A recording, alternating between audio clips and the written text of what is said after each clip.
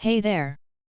In this month's edition of the Bloomberg Businessweek dated August 30, 2021, there was an article that looked at how millions of defective Takata Corp airbag remains unrepaired to this day.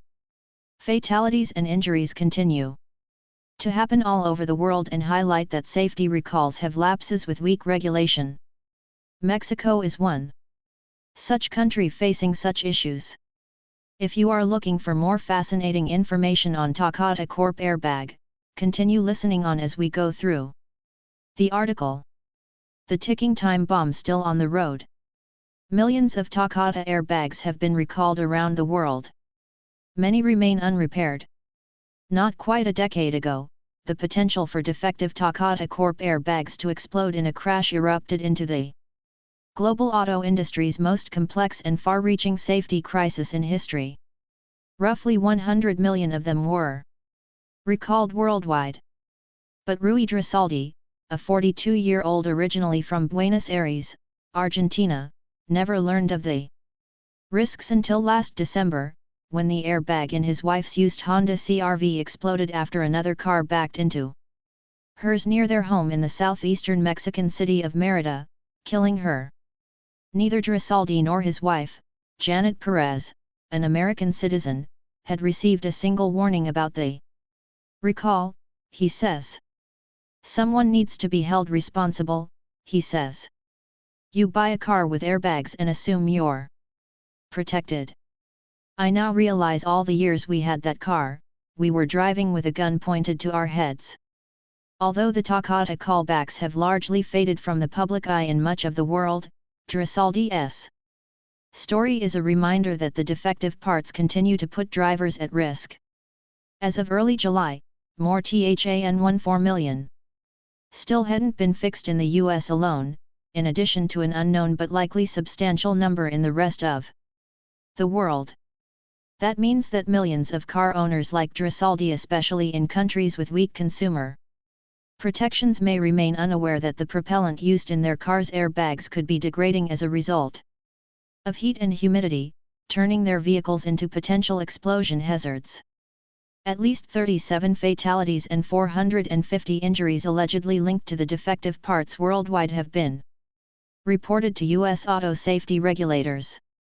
Of the deaths, 19 were in the U.S., while others have been reported from all corners of the globe, including in French Guiana, Nigeria, Brazil, Australia, and China. Perez's death, caused by a piece of metal that ruptured the bag and struck her neck, added Mexico to the fatalities list. The next day, a friend from Argentina sent Drisaldi a news clip about the exploding Takata airbag inflators and the worldwide recall that ultimately sent the company into bankruptcy. Honda Motor Co. later confirmed that the driver's side airbag in Perez's SUV exploded. The incident in Mexico illustrates how auto safety recalls, even for deadly defects, can fly under the radar in parts of the world with weak regulatory regimes. In the U.S., the National Highway Traffic Safety Administration, NHTSA, has taken unprecedented steps to not only oversee but also coordinate the industry's campaign to replace the tens of millions of inflators. An independent monitor also prodded companies into adopting more effective outreach techniques beyond what's required by law. Nothing similar is going on in Mexico, where companies say there's not even an effective registration system through which they can locate owners of used cars.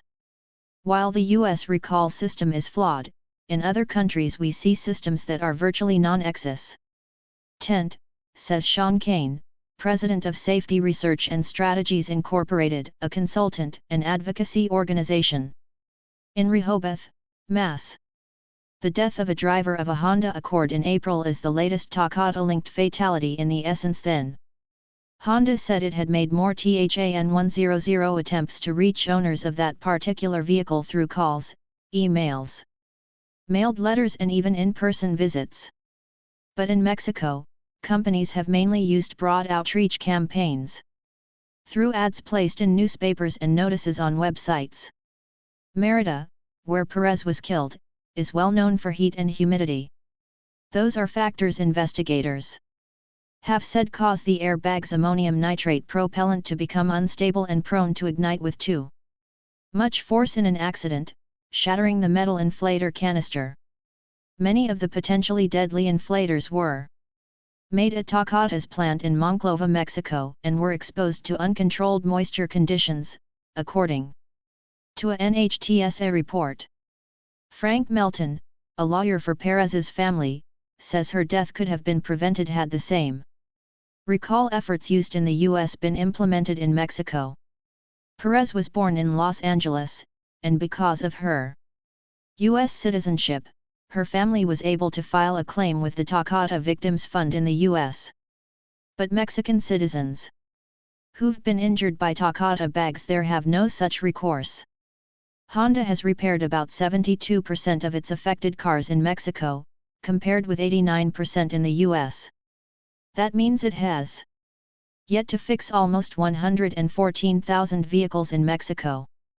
Toyota Motor CO/S 41% rate there means almost 144,000 owners may be driving unaware of the potentially deadly airbags.